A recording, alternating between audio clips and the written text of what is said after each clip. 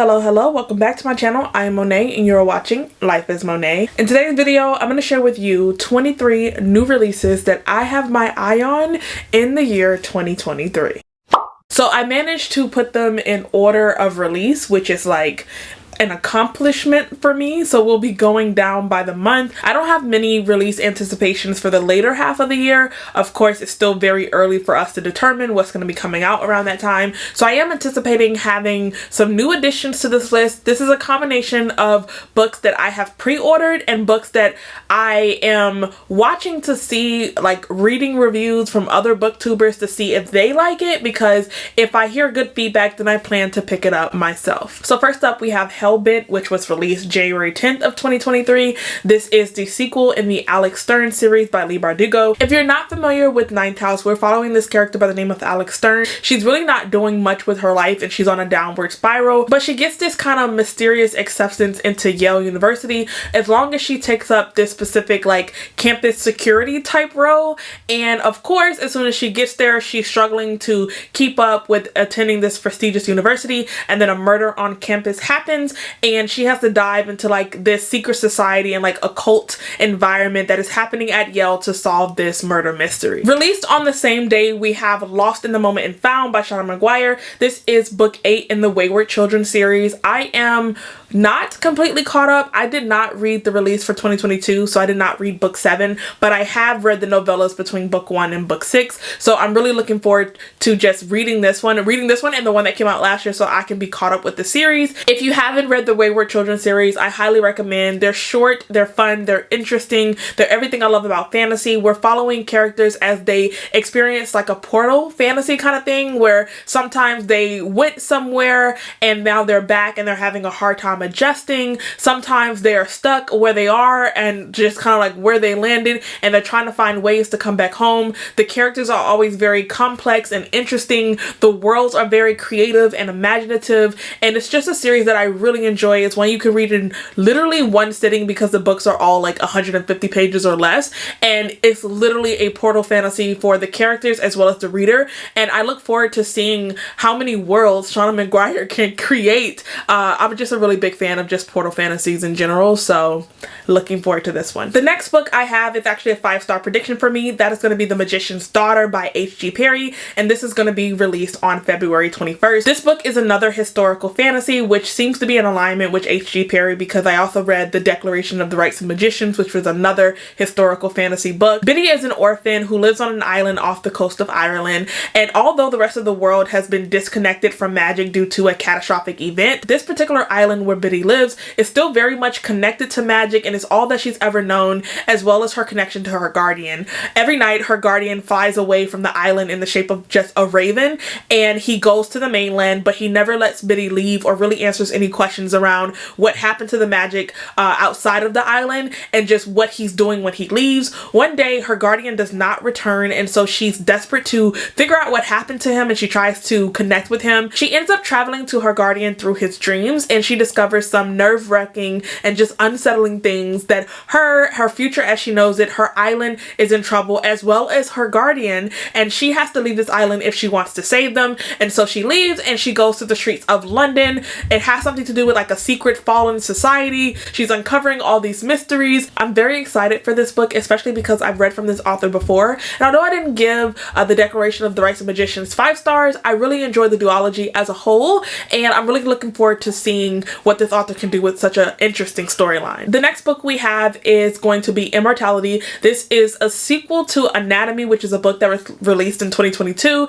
It is a YA gothic fiction, a historical fiction story, and I'm very interested to see where the author is going to take the story next, because I felt that the book, while it had a very abrupt ending, a very clipped ending, it definitely stood on its own as a standalone, and so I'm not exactly sure how we're going to continue with the story. So in Anatomy, we're set in the early 1800s if I remember correctly, and we're following this character by the name of Hazel. Hazel really only wants one thing in life, and that is to be a surgeon, but she's very disappointed when she goes to the university and she is kicked out of the lessons for being a female because only only men, of course, are in this profession at this time. But before Hazel leaves, she makes a deal with her professor that if she can somehow pass the upcoming exam, then he will have no choice but to teach her and allow her to practice. But in order for her to do that, she can't just depend on books and reading. She's gonna need bodies to work on, and she happens to meet the perfect person that will get her in touch with the corpses that she needs. And it's just a very dark gothic fiction story, and I really enjoyed it for a YA story. Again,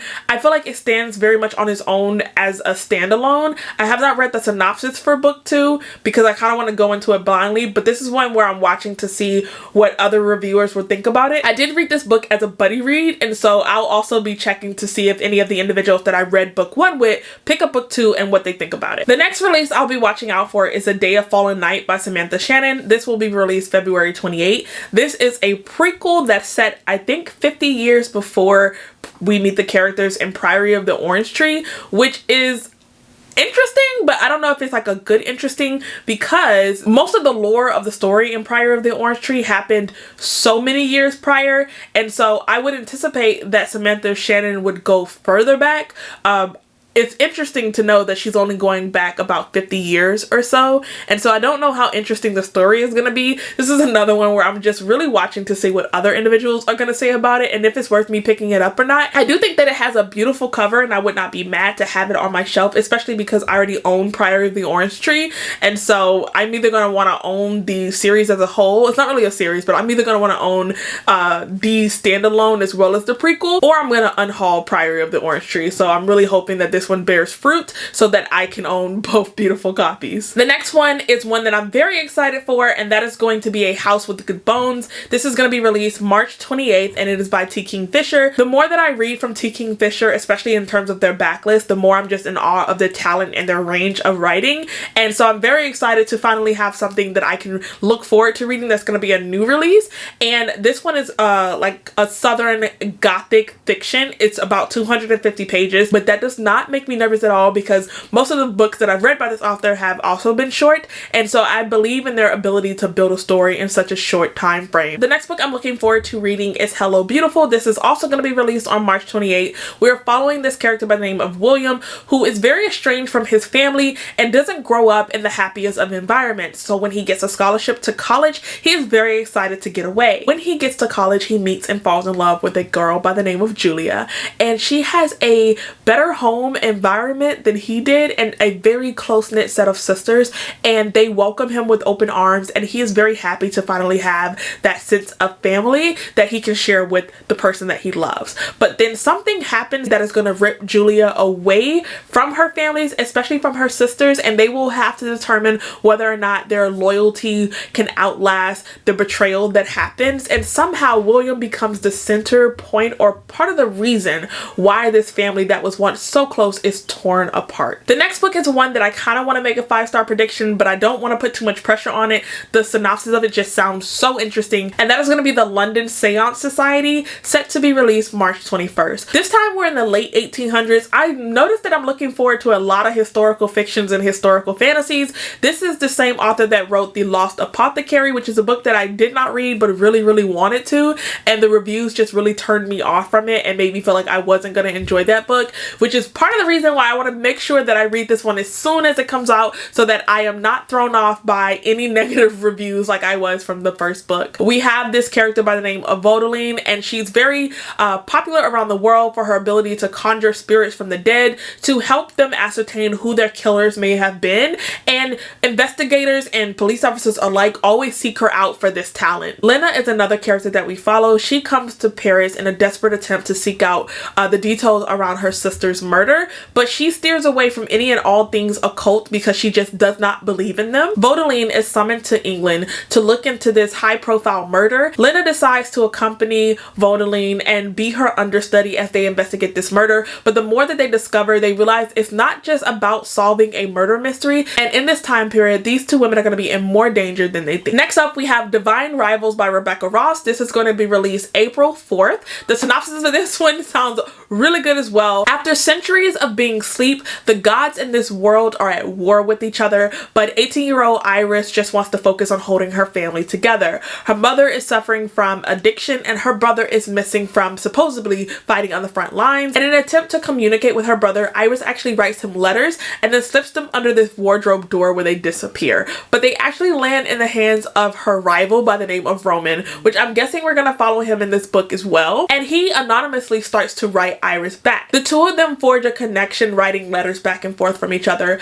but Iris is determined to save her brother, and so she decides to go to the front lines of this war, and we're gonna follow them on this journey. The next book I actually don't know the synopsis of, and that is gonna be Untethered Sky by Fonda Lee. This will be released April 11th. I actually want to go into this one pretty blind. I don't want to know or have expectations for it. I am really looking forward to reading another book by Fonda Lee just from how much I loved reading the Greenbone saga. Next up, we have Homecoming by Kate Morton. This is going to be released April 23rd. Our main character in this book's name is Jess. She has just been laid off her job in London as a journalist, and she is pretty much just uninspired by the stories that she's been forced to write lately. She gets a call from Sydney, Australia that her grandmother has taken a fall and that there's other things that are going on tied to her memory, and so out of concern for her grandmother, Jess travels back to Sydney, Australia. As Jess is looking into the reasonings behind her grandmother's strange behavior, she comes across this book that chronicles this tragedy that happened to a particular family in the 1950s that really went unsolved. She makes a shocking discovery that ties her family to the family that suffered this tragedy, and she becomes determined to solve this unsolved crime. Then we have Happy Place by Emily Henry, which is going to be released April 25th.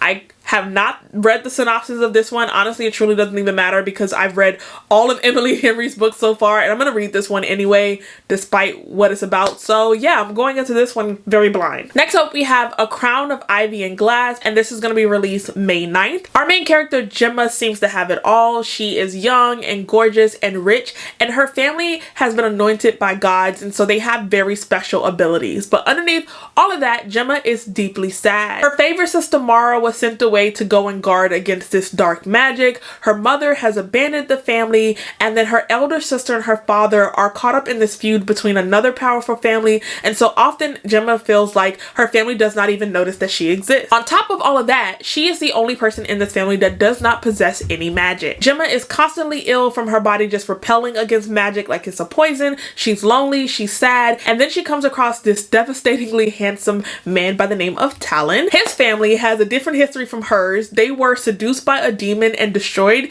and he is the only surviving member, but he's determined to reestablish his family's reputation. Gemma sees this as an opportunity and offers him a deal. She will help him navigate this high society as long as he helps her destroy the other powerful family that her father and sister are feuding with. Set to be released on May 9th, we have The Book That Wouldn't Burn by Mark Lawrence. The synopsis of this one is very ominous, but on my December TBR, I had to read The Red Sister by Mark Lawrence. I love ambiguous synopsis, and so this one was an instant pre-order. I'm still very much looking forward to seeing the cover release, but this is going to be a 5-star prediction for sure. Then on May 25th, we have Yellowface by R.F. Kuang. We are following this one character, I can't think of her name right now, but her and her best friend both graduate college and they both want to be a writer, and her best friend, who is an Asian American, or maybe she's just Asian, I'm not sure, her books take off, and the character that we're following, who I believe is just white, hers do not do so well.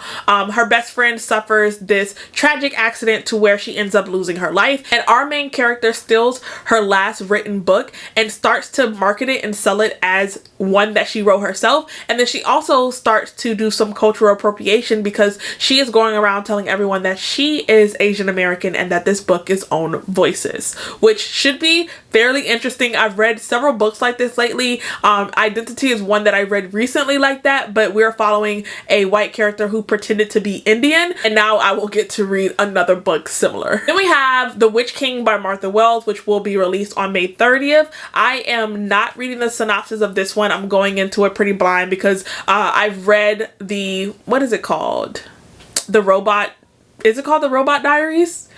which is All Systems Red, and I read the sequel to that one, which I just did not enjoy, and I hopped off that train. I had nothing against Martha Wells' writing. I just think that there are so many things about the story just did not work for me.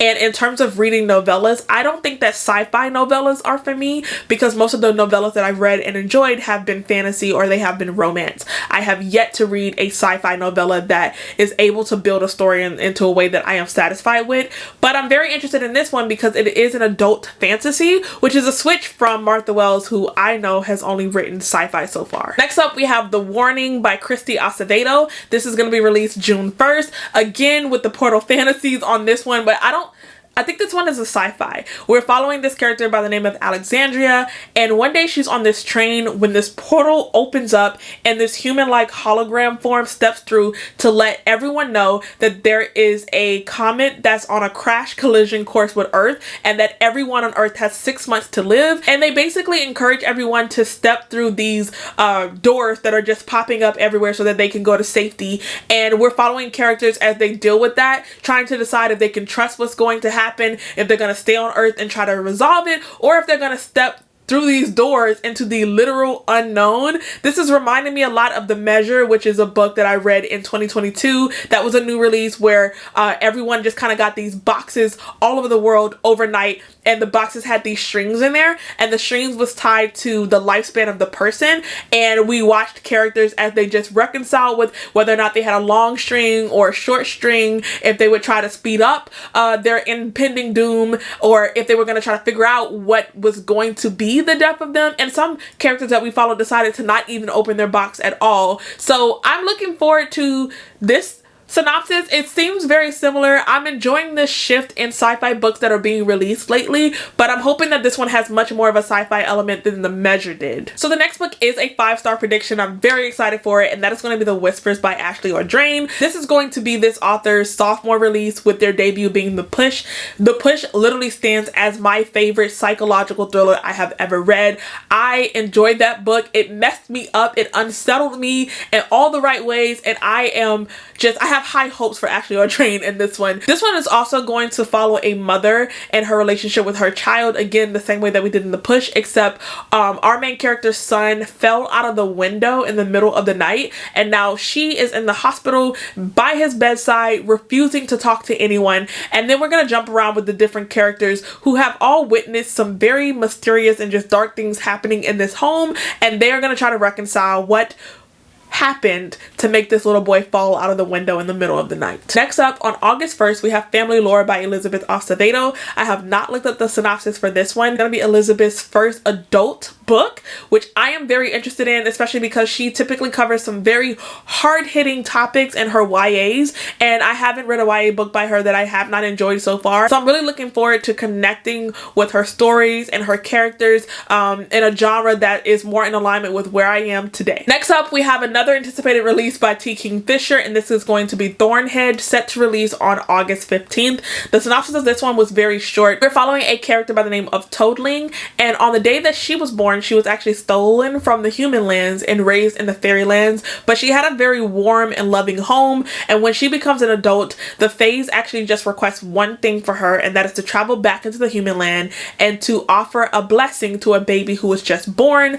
But another character in the story is going to see this blessing as a curse, and Toadling is determined to make sure that they don't break it. On August 22nd, we'll get the sequel to She Who Burned the Sun, and that's going to be He Who Drowned the World. This was a book that I had a very interesting reading experience with. I was very excited for the release of book 1 last year, but when I picked it up, it was not at all what I expected it to be, and I almost felt like the marketing was very false. The book was a lot more dense and slow. The writing style was hard to get accustomed to. It just disappointed me in so many ways, and so I actually DNF'd the book. But as I reflected on it, I had to separate what was my expectations and what I was so excited about and what was actually good about the book. And so I went back and read it again from the beginning, and I actually finished it. And I really enjoyed the story as a whole when I took away like my expectations about it. And so I don't know what to really expect from the sequel, but I'm looking forward to it. If you haven't read She Who Became the Sun, in the beginning of that book, we have our main character who goes to see, I can't think if he's like a shaman or something like that, but they get their fortunes told, her and her brother, and he is destined for greatness and she is destined for nothingness, and it really bothers her that her life will ultimately end up being worthless. But then something happens in the village and her brother and father end up passing away, and she decides to take on his identity and also his fate to actually become something instead of staying and becoming the nothing that she was destined to be. For September 26th, we're going to get A Tempest of Tea. I don't know the synopsis of this one, but this is the same author who wrote We Hunt the Flame and We Free the Stars. It's a new duology that is supposed to be a King author retelling meets Peaky Blinders, which is a show that I usually really enjoy, and that just sounds like a really good mix. I still haven't read We Hunt the Flame or We Free the Stars, but if I end up reading this one first, I won't be mad. And then the last book I have on my radar for 2023 so far is going to be The Scarlet Alchemist by Kylie Lee Baker. This is the first book in a dark YA duology, fantasy duology, that's set in an alternate history of the Chinese Tang dynasty. This book will feature a poor biracial character who has the ability to raise the dead. She will get caught up in the dangerous political games of the royal family. If you have some books that you're watching out for in 2023 that I did not mention in this video, please comment them down below, because I am always looking for new books to put on my radar. Thank you for making it to the end of my video. If you have made it here, leave me a pink heart down in the comments and I will see you guys next time.